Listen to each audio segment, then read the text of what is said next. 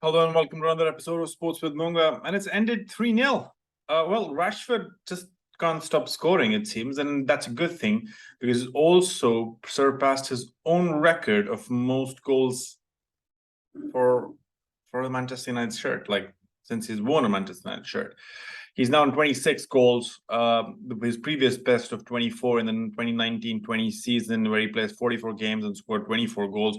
He's played 36 games in all competitions for Manchester United this season, and the season is still on, and the United is in some more competitions this year. So he's definitely bettered his goal scoring tally, and that's a good sign as well. I have to talk about Erik ten Hag and this moment because I feel that's the revival.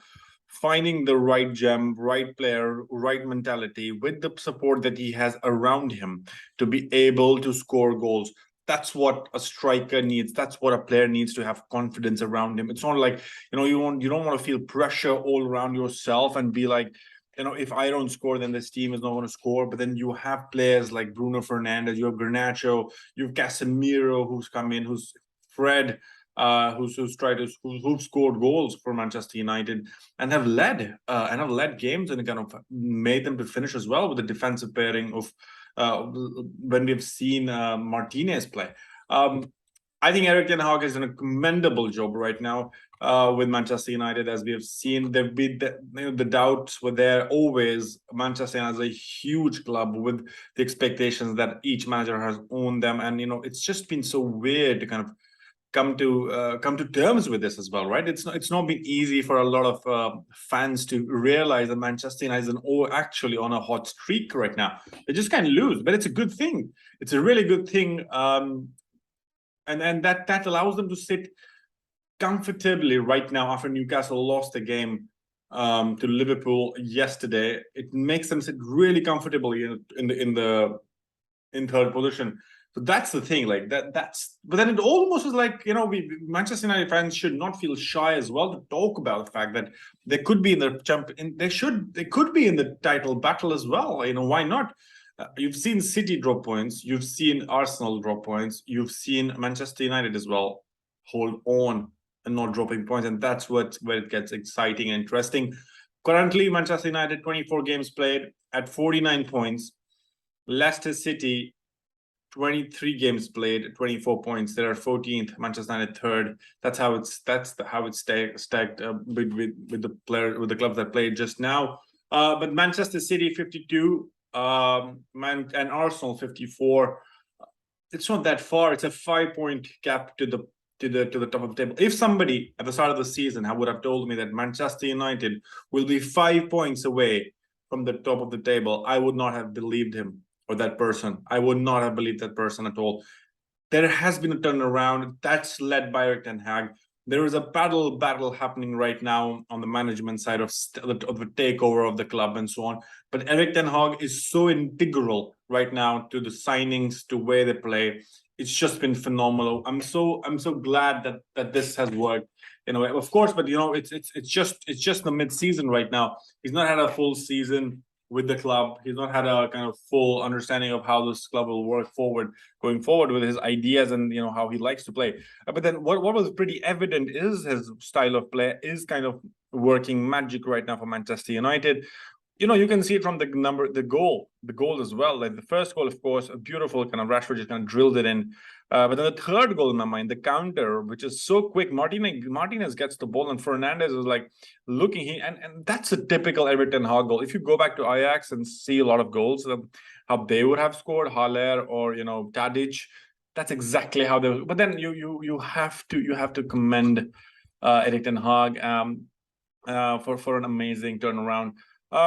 Let's just quickly go over the match. It basically was, it was basically a lot of amazing saves from De Gea in the first half, because Iheanacho and Barnes had really amazing saves. His one-hand saves are pretty magical, to be very frank. David De Gea proves everybody why he's the number one in Manchester United. And we needed, and he's the negotiations happening of his new contract.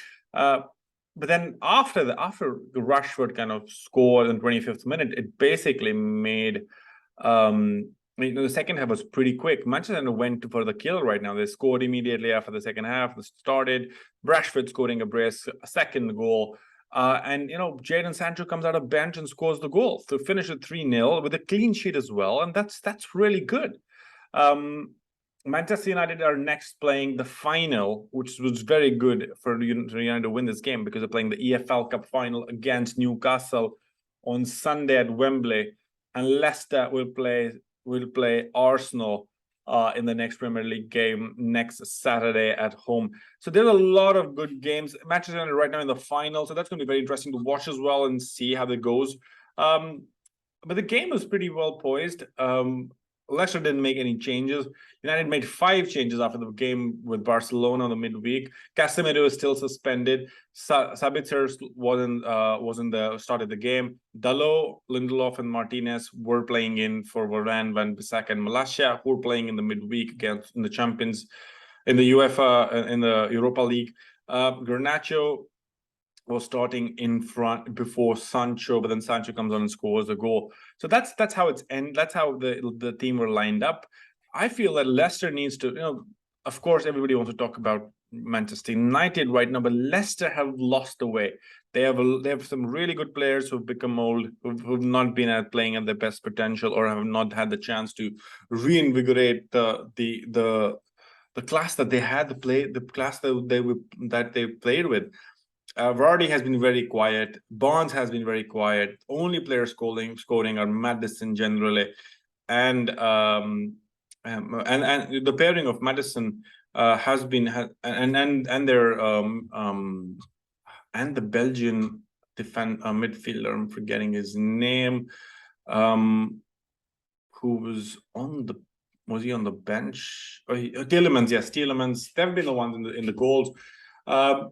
It's been hard. They've not been able to score a lot of goals. Iheanacho, not many goals. Tete has been a good revelation in the midfield, but then that's what they were not missing that. Let me know in the comment section below. How many goals do you feel Rashford was going to score in this season? In my mind, if this streak continues, he's going to cross around. The last Manchester United players to cross around 30 was Robin van Persie, if I'm not wrong. I could be wrong with that one.